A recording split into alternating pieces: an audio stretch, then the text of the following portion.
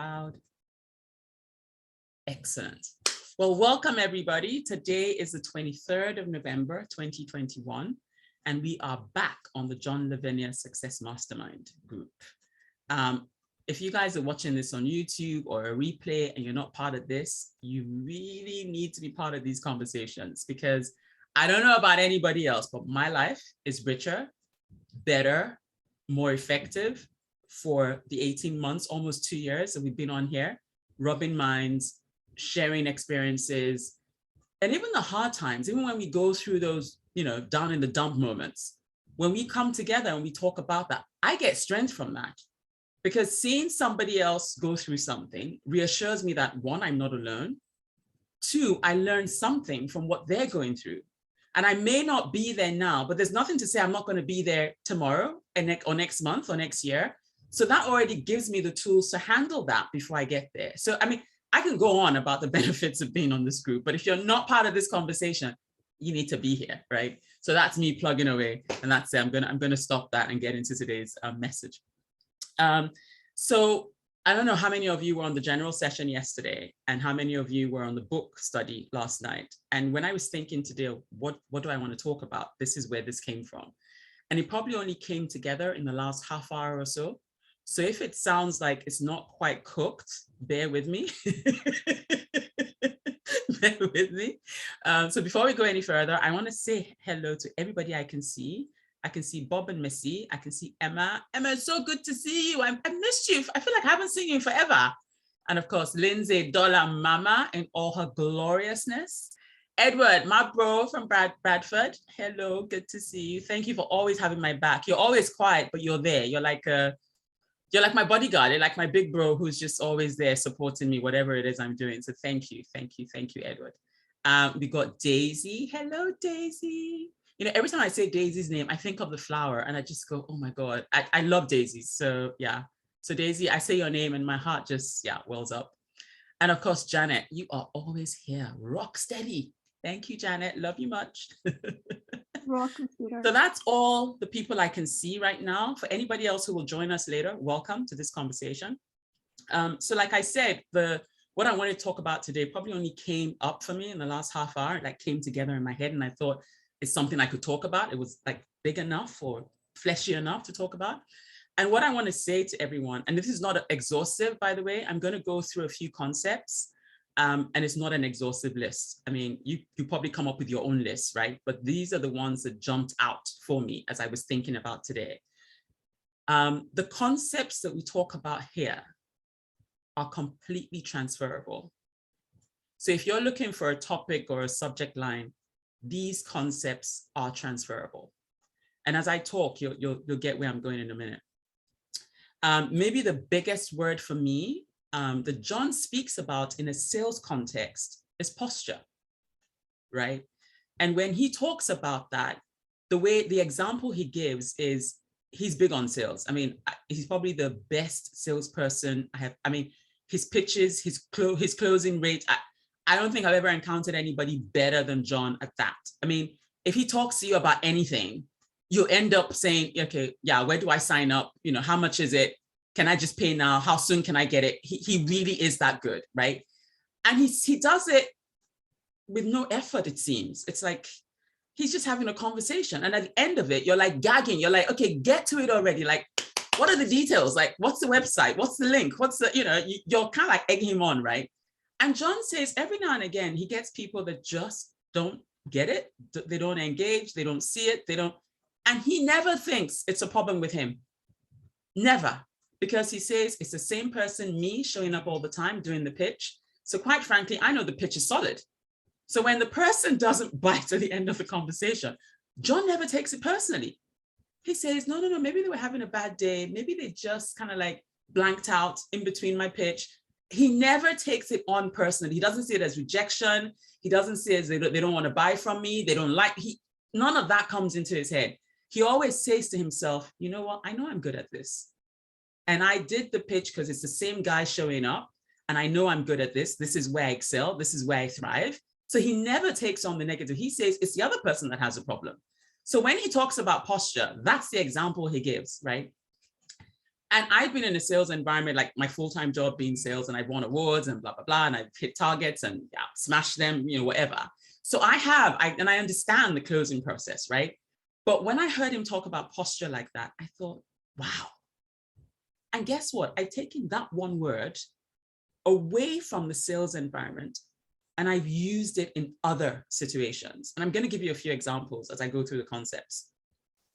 So posture for me has become, oh my God, so big in my personal relationships. And I say this not to brag, but it's, and members of my team have noticed this in me in recent times, probably in the last 6 to 9 months, like, because I changed teams. And there's one guy saw me last year, saw me 18 months ago, and is seeing me now. And he made this comment probably about 3 weeks ago. And he said, it's amazing how you come into your own and you know what you're about and you're not settling for anything less.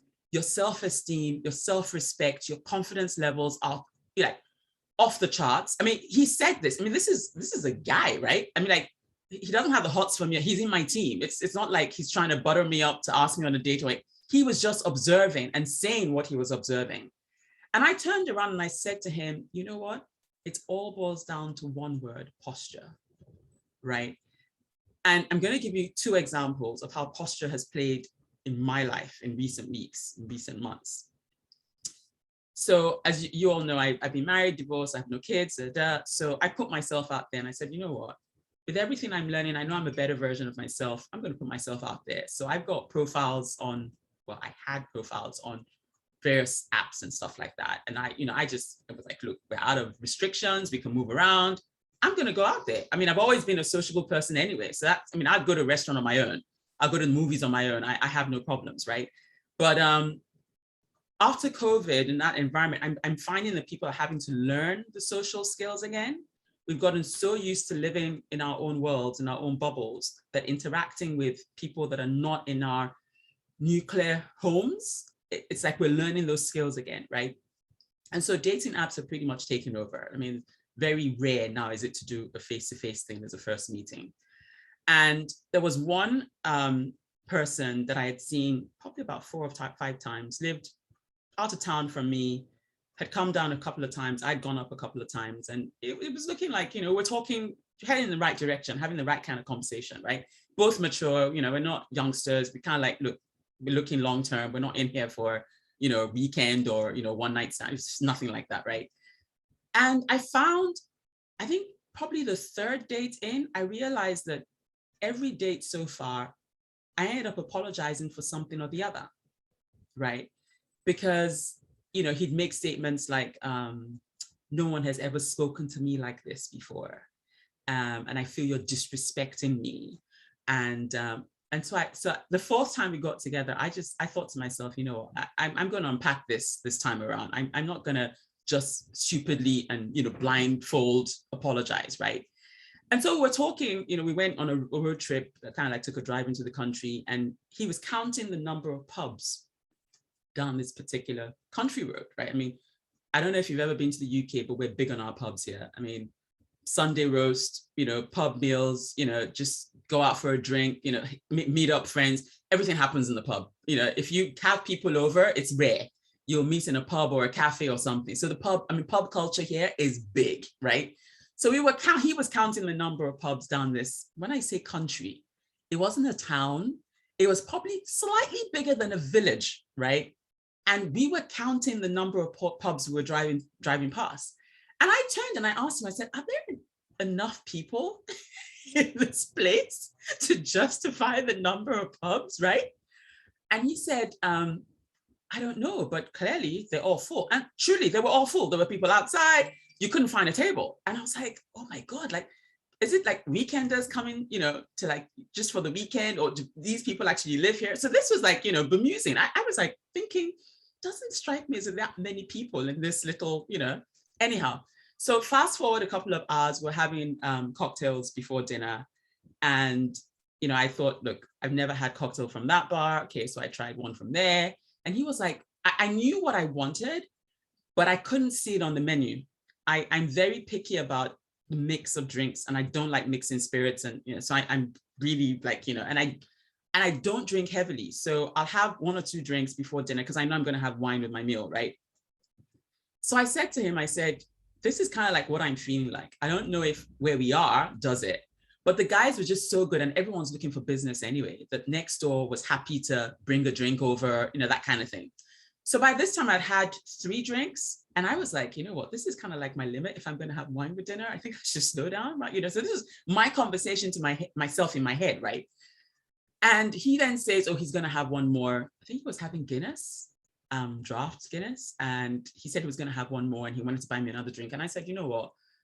I think I'm just going to slow right down. I'm just going to hang 10 until we get to dinner because I know I'm going to have wine with dinner. And I said, besides, I don't really want to get into the whole pub culture. I don't want to be known, you know, to be that kind of person. Well, apparently that comment set him into a right funk of a mood. Oh my God, he was just sulking the rest of the time, right? Now, I didn't know that this comment I made had upset him so much because he didn't bring it up, right? And then we went back to his place before we went to dinner and we were probably back for over an hour because I thought, you know, I want to get changed for dinner, blah, blah, blah. And he still didn't bring it up, right? So we leave, we go to the restaurant, we're seated, we got menus in front of us. And then he brings this up to say, you know what, you said something earlier that, you know, really upsetting. And I was like, you know, so this is me replaying how the day is gone. And I'm thinking, what on earth? And so I was like, here we go again, right? And I said, okay, I let him speak. And he said, oh, you know, I wanted to buy you a drink. And you went on about this pop culture thing. And I just said, you know what, hang on a minute. Who was the one counting the number of pubs as we drove down a certain road earlier on today? Not yesterday, not last week, today, right? So I raised that and I said, but if you asked people in the height of lockdown, when we had all the restrictions and everyone had to stay at home, if you asked the average person on the street what they missed the most, was not being able to see their friends at the pub. They missed their pub nights. They missed the Sunday roast. They missed the pub quizzes. That was probably top 3 every time you took a survey of what people missed about everything being shut down. It was the pubs, right? And so I said, but it is part of the culture. Like, what are you going on about? Like, everybody knows this. It's a fact, right? And he was like, and then I said, but hang on a minute. It's okay for you to go on about the American supersized meals and how everything's OTT. And you can go to Africa and you can talk about the lack of infrastructure or corruption or whatever. But I mentioned pub culture in the UK and that's a problem. And I was like, this is not quite computing for me, right? And I was like, or are you not wanting me to have an opinion on anything we're discussing? I said, but if that's what you're looking for, then you picked the wrong person, mate. Because 1, I'm smart, I'm intelligent, I'm a professional, I'm career minded. I'm like, I'm going to have an opinion. There's nothing you're going to talk about that I'm not going to weigh in. I'm not that be seen and not heard woman in the corner. I'm not a church mouse. I don't do quiet. If we're talking, I'll weigh in. I have an opinion on stuff. And so I said, if this is the kind of person you want to be with, mate, can I just tell you now, it ain't going to happen because I'm never going to be quiet. And one of my skills is I am a talker. I talk, right? And I was like, you know what? I'm not apologizing. And then I said to him, I said, I don't know if you realize, but every time we've been together, I've ended up apologizing for something or the other. And I said, on this occasion, it ain't happening. I said, because I do not see what I need to apologize for. And he went on about no one's ever spoken to him like that. And I'm being disrespectful. And I said, no, stop right there.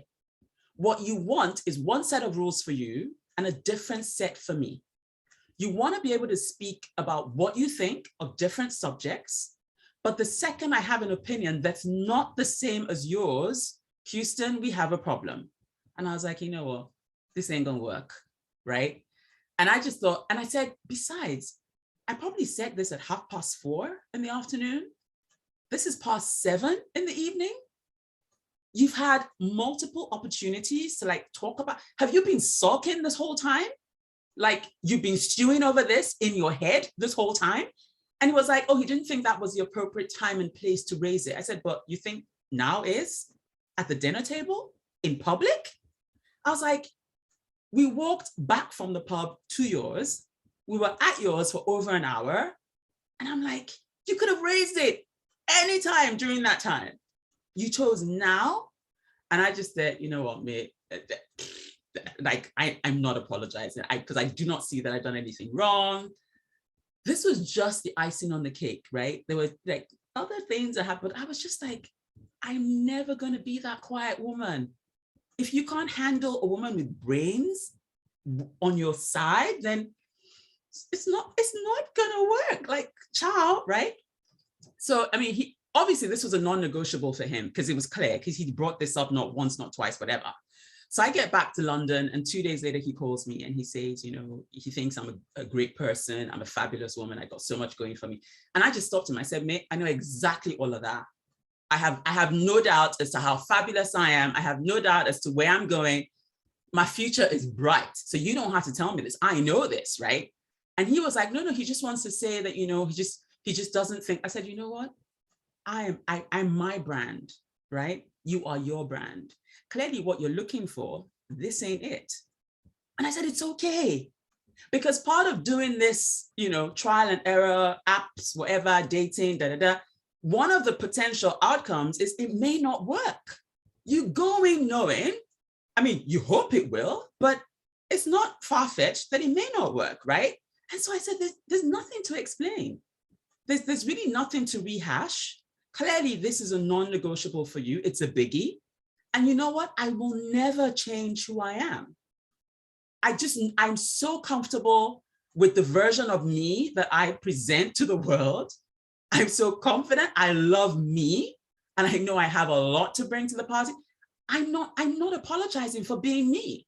And he tried to and I said, mate, I ain't got the energy to rehash, rewind, unpack. I said, it's okay. He was like, oh, I said, I know I'll have a good life. Like, I'm fine. Because he was like, I hope you'll be fine. I know you'll be. I said, no, rewind. I am fine.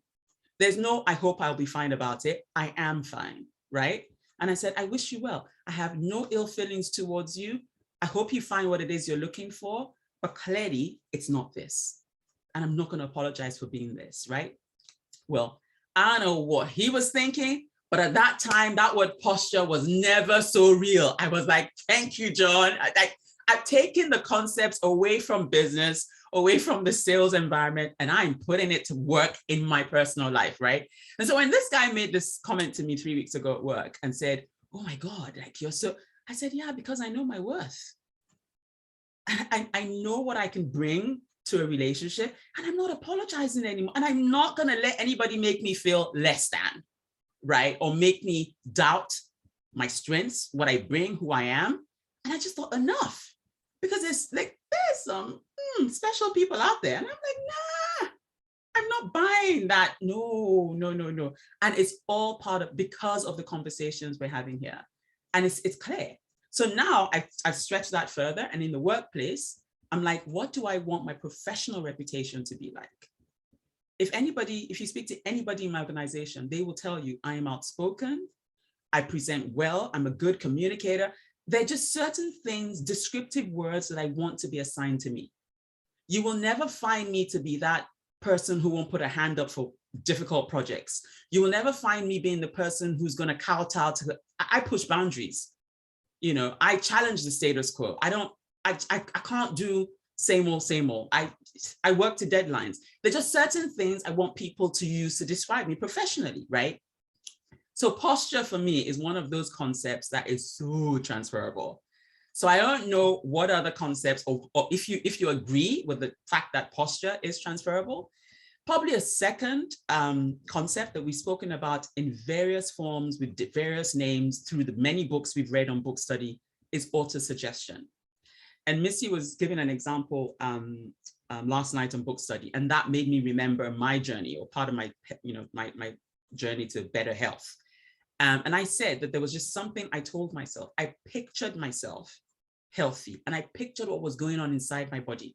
If you weren't on book study, go watch the replay. You'll get what I'm talking about. But literally, people said to me, I would never get well because of how restricted my diet had become, right? And I just said, no, I refuse to buy that, because I pictured myself, I knew there were places I still wanted to go, people I wanted to see, there were dreams that hadn't been fulfilled. I mean, I was like, I ain't going nowhere. I'm going to come back with such a bang. I'm going to be a wonder. My doctors are going to, what on earth went on with you? How come you've recovered and recovered so well, right? I had this image in my head, and I kept telling myself that I would get through this. And I said, I would do everything that they say I can't do, whatever if they say I can't eat this, if they say I can't wear that, I was like, you know what, I'm going to keep pushing. You know, I said, I'm going to work, I'm going to travel. It's not going to be debilitating. I just dug in and I'm not taking no for an answer, right? And it was like, I had to convince other people as well, or at least push them away when they came with their negativity, because people will try to like plant some nonsense in your head and make you doubt yourself and make you think you can't have what it is you want, right? But I had to be so secure in the future I wanted, right? The healthy version of me that I could see. And I had to keep speaking that and reinforcing those words to myself to say, I will be healthy. I will be strong. I will wear my heels again because I love my heels. I want to rock my shoes, right? And I was like, no, I'm not going to be stuck with flat shoes for the rest of my life. Hell no, I'm wearing my heels again, right? I pictured myself dressed to the nines, in my business suits, going to meetings, negotiating. I was like, no, I'm going to do this, right? And it took me being so secure. And all of that was auto-suggestion, because I had lots of conversations with myself.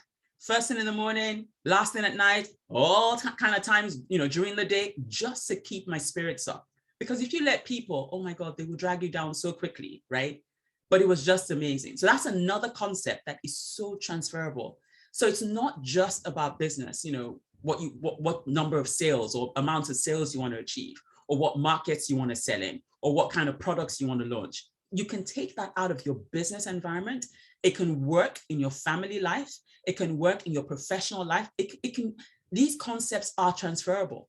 The stuff we're learning here, the stuff we're discussing here is not just limited. I know we all got here through our various business, interests and stuff, and then we got on this personal development journey.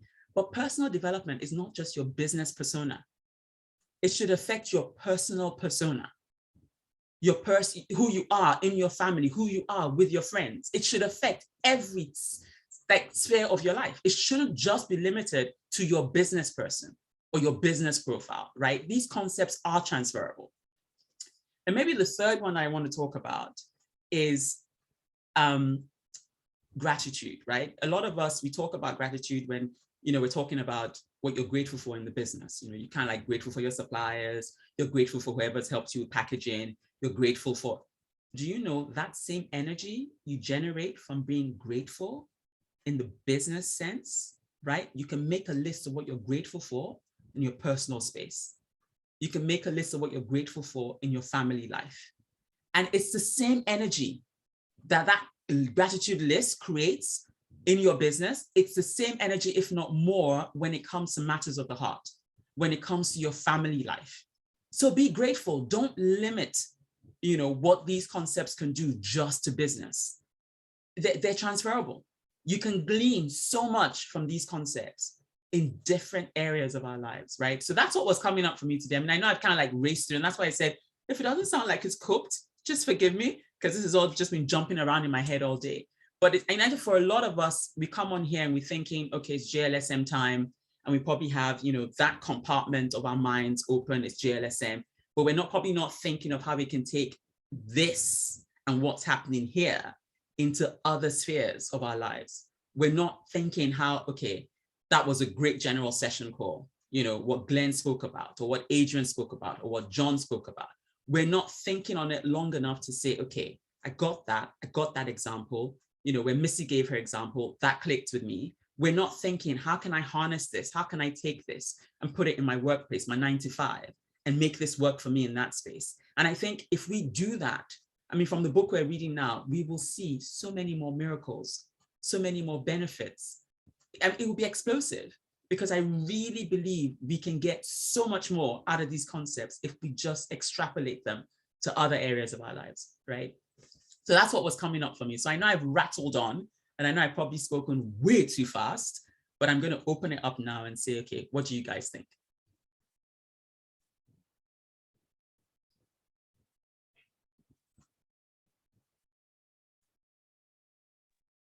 I think you're exactly right, Ivié. You know, don't give away pieces of yourself. Don't give away your power. You know, if you have your central core, you know who you are.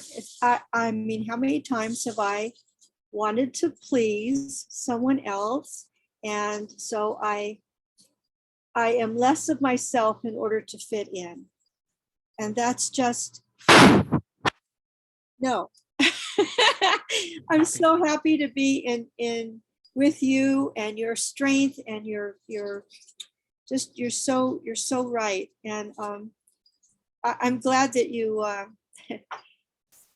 I'm glad you stood in your power and said, no more of this. And I think we just need to do that. Yeah. We need to do that. Yeah.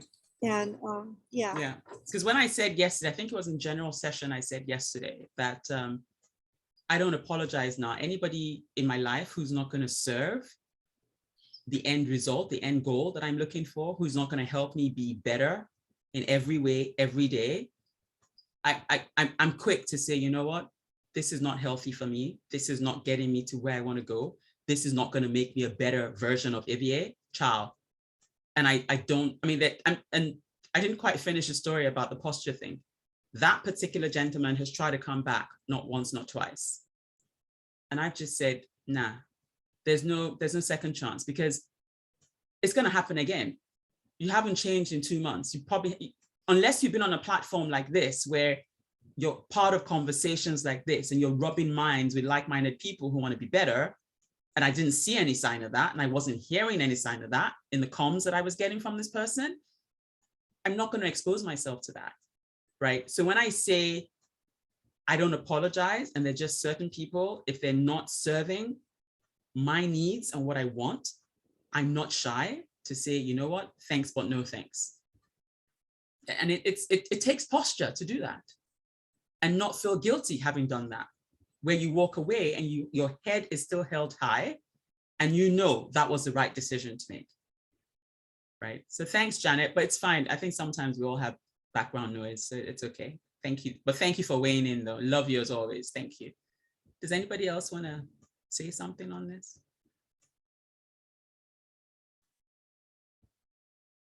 Yay, Bob and Missy.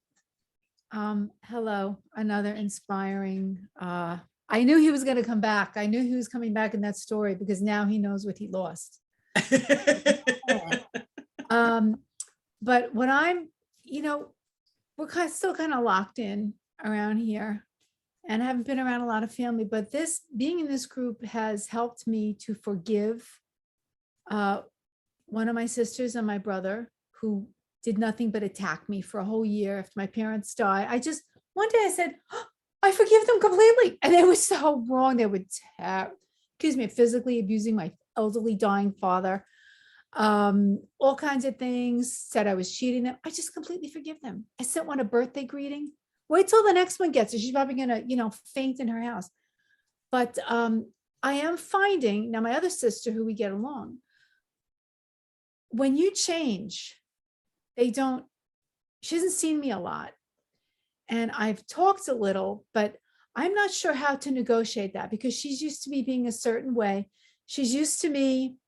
We would always talk about, can you believe this happened to me today? That happened to you? Listen to this, so it was always done in a funny way, but it was always the negative. And I'm trying to get away from that. So I'm not sure how to hold that posture because that's just been our modus operandi. And yes, it's jokey. But any suggestions without offending, or because I love my sister and I don't want to lose that relationship in any way, shape, or form. But she's still in that. She just got fired and, for not taking a shot. A lot of things going on. Yeah. So just listening to you, Missy, I have 5 sisters and my relationship with every single one of them is very different. So I have the sister that we may not talk for 3 months, but I can pick up the phone and we're like, oh my God, we saw each other yesterday, right? And we're catching up and talking about everything and anything, right? I have a sister that I probably don't say 2 hellos in any given year or 2, but we're still sisters, right? You can't choose family. It is what it is, right? She's still going to be my sister. I may not say hello to her twice in any single year. We're not that close, but she's still my sister, right? And then I have another sister who every time we talk, it's about what therapy she's going through or whatever she's doing and how she's trying to cope with this. And from where I'm sitting, I'm kind of like saying to myself, you think you have problems? Jeez, I thought you had it easy, right? But I'm learning to understand that everybody, all 6 of us, with the position, I'm the first, right? So with the position that we occupy in the family tree, we would have seen different facets of the parents. We would have grown up in a slightly different dynamic because I mean, I was way out of the house when she was born, right? She was a baby, like one of those, old age, mature pregnancies. So, I mean, it's probably like over 30 years between us. So yeah, we have very little in common, right? But I still see her as my kid sister, right? So when we get together, I treat her like my kid sister. So I will take her out to dinner and I'll pay the bill, right? Because as far as I'm concerned, she's a kid, I'm the adult, right? Even though she's in her early 30s, late 20s, right? So I kind of like go, she's my sister. I can't disown her. I still have to love her where she is. So when she comes with all her, oh, I'm going through this therapy or that therapy, or I'm doing this, I'm doing that, I kind of like find a way that is still authentic to who I am and who I am becoming. And I say, oh, interesting. How's that working, right? I don't then say, oh, you're in therapy. Oh, so am I. Or guess what? I saw my consultant as well. Oh, I have got medical appointments coming. I won't go down that road. I will say to her, is it working? Are you connecting with this therapist? Are you able to actually say what's on your mind? Is this person guiding you through the process? Are you seeing light at the end of the tunnel? Because I'm all about, I don't need bad vibes, negative energy to drag me down. So I will try and support you where you're at, but I'm not going to go down that dark hole with you. I will flip it. I won't discount the fact that you're going through therapy, but I will try and ask questions to make you value what it is you're going through, right? So with your sister, my conversation, with her would go, oh my God, that really happened? Yikes. How did you cope with that? Like, how are you feeling after that, right? Is there anything I can do to like help you get through it, right? She would say, Ivié, she would say, what are you saying? This is not you. But that's fine. And that gives you an opening to say, I know it's not me, but it's exciting, no? I mean, but guess what? Why am I like this? I need to tell you what I've been up to. And that's an opening for you to talk about the books you've been reading, the people you've been hanging out with, right? You can say, oh my God, I knew this guy, John Lavinia, from way back when. Oh my God, I just reconnected with him and he's got this awesome platform. And every day of the week, it's somebody else speaking and we are talking about everything. And you make it sound so irresistible that she's curious to like, wow. Now, I know my sister, like what's going on with her, right? If she's going through this change, tell me more, right? And that way you switch the conversation from woe is me or such and such happened. And, I'm feeling really down in the dumps about it, to her seeing you all upbeat and alert and positive. And she's going, wow, transformation. Like, did someone, who is this? Who's possessed my sister? Can I have my sister back? And you can say, you got your sister, just a better version, right? And she thinks, what happy Kool-Aid are you drinking? Give me some of that, right? But there's a way you can flip it. So that conversation that would have been so negative in the past, you're still joking, right? You're still making it light and, all of that, but it's got a positive twist to it. That's what I do with my sisters. And they can tell that I changed. That's why this guy at work can see the difference, because I just refuse to, I just don't go down there anymore. And it's a daily battle, because sometimes, you get some friends and they just suck you right back in, and then you catch yourself halfway and then they go, oh my God, this conversation started that way and you're just taking it like that, right? But you can switch halfway. the way you start doesn't mean you got to continue on that trajectory. You can decide, you know what? Tomorrow, because we're going to her house. Tuesday. And Exactly. Thursday, So, Thursday. I don't know. I don't even know what day it is. So because here everybody sees my change, but I've, a friend is not speaking to me. I don't know. It's very weird. I don't think I'm standing in my high heels properly. So I don't think I am with that kind of confidence. And that is probably what they're seeing, this lack of, well, who are you then? Yeah. Because if I'm not showing that confidence, if it's not exuding through me, then they don't know what they're seeing, I guess. Yeah. So It will come. Give yourself a break. It will come. Just Okay. keep immersing yourself in the concepts. Keep being part of the conversations. I promise you, it's contagious. It will come. thank you very much. It will come. Scrooge. Scrooge, No, that's Scrooge transformed. he did. He absolutely transformed himself. And 'tis the season, and at least here in the United States, every television station is going to show some version. The best one, obviously, is the 51 version with Alistair Sim, which I highly recommend to everybody. He captures everything, absolutely everything about the transformation. And you fall in love with him after he's been transformed. And it is, as you said, it's posture. Another word for it might be attitude. Attitude seems to be a little more internal, but and posture, what you pose to the world. But as you feel, so shall you stand, to paraphrase another aphorism. I just want to close because as you were talking, Ivié, brilliant presentation. Thank you very much. I think we all needed it. But you spoke, particularly in the beginning, about how we have this group of individuals in the mastermind course and in the book study, and we're all working together. And it's something that's sorely lacking, as you mentioned, your interactions with your gentleman friend, because it's now a different world that we live in. And sad to say, we really have lost social skills. It really is. It's a wonderful thing that we do have this technology where we can interact real time and kind of face to face. But, human interaction, all the senses being involved, is really missing and really lacking. And oddly enough, my mind jumped all the way completely off track briefly to the siege of Leningrad in the Second World War. And the reason I thought of it is because these people were besieged. Now, I'm a friend of the Soviet Union, okay? Communism is an abhorrent thing, absolutely abhorrent thing. But these people cut off from the rest of the world for 3 years. 3 years. Had the guts to survive because they stuck together.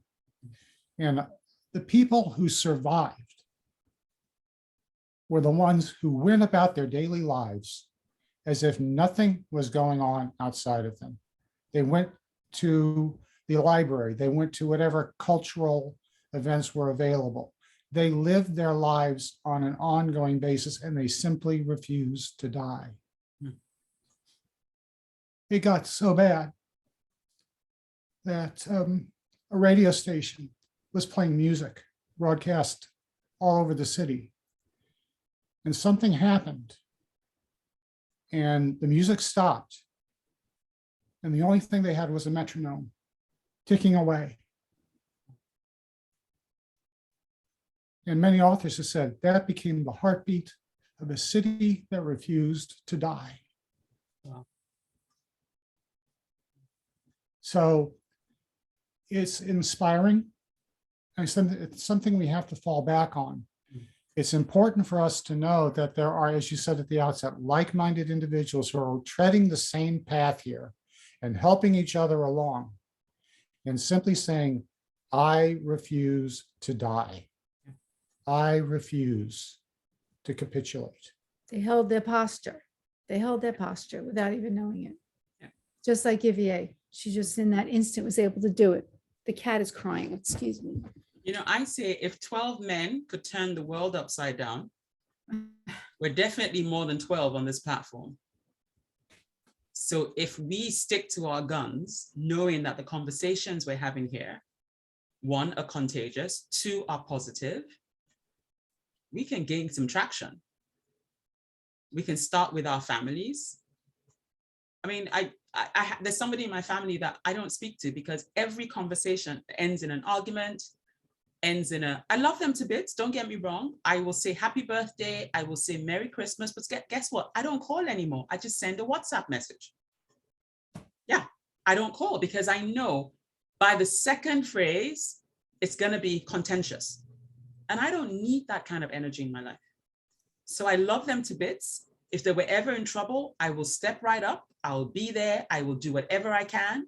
But to have that day-to-day interaction that's going to chip away at my mental health or my confidence levels or my wanting to have a positive outlook on life, that's a price I'm not prepared to pay. So I think there are enough of here to cause, to turn things upside down in a good way from our conversations here. Absolutely, I have no doubt of it. Have no doubt about it whatsoever. So thank you so much, Bob, for reminding us about a whole country. If they could do that, we can do that right here. I really believe we can. And Missy, it's your chance with that sister of yours to plant that seed, that to make her start thinking there's possibly another way to look at all the stuff that happens to her. Because guess what? There's something else in all the books we've read. What we focus on expands, right? So the fact that she dwells on that thing that happened, she's attracting more of that kind of stuff happening. But if she flipped it and said, oh my God, this happened today, but you know what? As a result of this happening, wow, I never saw that before. And I choose to take this out of there. The universe will partner with her and send her more positive situations where she has more of that kind of learning. But for as long as she just focuses on the woe is me bit, and this happened to me bit, and this is, oh my God, it was so negative, guess what? Universe is going to partner with her and send her more of that stuff.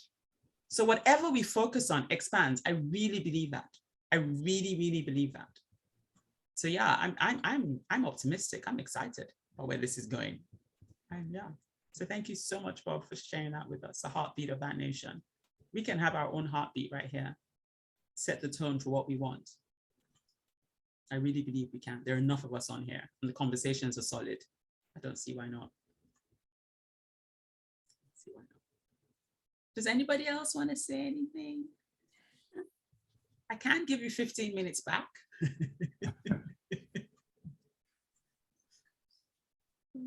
I think Emma's on the phone still. Thank you, Ivié. I don't have cameras Hello, today. John. When did Hey. you pop in? I've just been hanging out the whole time. But thank you. Some really beautiful insights. And just thank you for who you are and all you do. You're awesome. Thank you. You are too. Thank you. Thanks for Thank noticing. you, John. All right. Okay, does anybody else want to say anything? I think this is all we have on the calendar today. So we're back tomorrow, general session.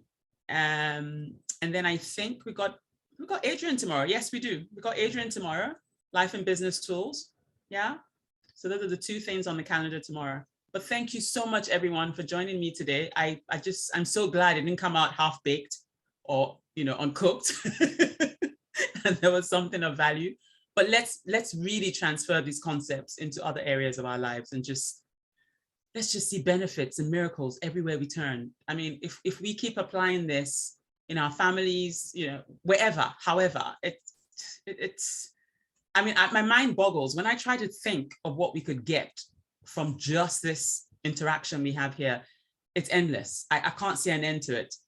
I mean, I keep getting better every time I show up, right? And I can only imagine that everybody's story is the same. Otherwise, we won't keep showing up. If we thought it was a waste of time, we'll go somewhere else, right? But because we're clearly still getting value out of this, we're here and we keep coming back for more, right? So thank you so much, ladies and gentlemen, for joining me today. And I will see you again soon. Ciao, everyone.